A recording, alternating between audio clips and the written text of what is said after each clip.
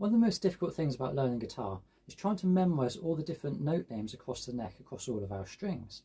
And if you consider it, we've got 6 strings, usually, and about 20 odd frets, which means we're going to be learning around 130 separate note positions on our instrument, which is nigh on impossible and not really an efficient way to approach learning the guitar. Now, there are lots of exercises to help us get used to finding these things, and they're all great.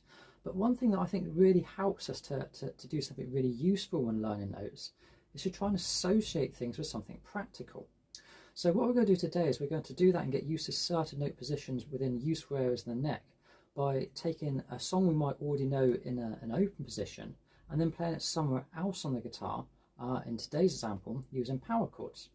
But as we're playing it, what we're going to do is we're going to call out the note names so we can associate what we're doing, what we're playing. So we're not just getting used to playing on fret 7 to fret 9 and all that kind of thing, which is really not going to help us learn our notes.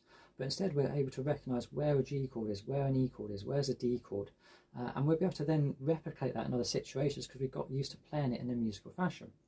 So I'm going to use the example today of Time of Our Life by Green Day, which has these chords. It has a G chord, going to a C chord, going to a D chord. We've got another section which goes from an E minor chord to a D, to a C, to a G, and then another section which just goes from an E to a G before circling back around E, D, G. But I'm going to play them power chords, and it's a punky song anyway, so this will work really well. But I'm going to play it up the neck, and you'll see what I do is I'm going to call out the notes before I locate them, or as I locate them, so you can see my thought process and how I'm tying together where I am on the neck. So I get used to finding notes within a certain area of the neck really quickly with a practical application that makes it a little bit more enjoyable than just trying to memorise sort of sheets of paper or pictures on the internet.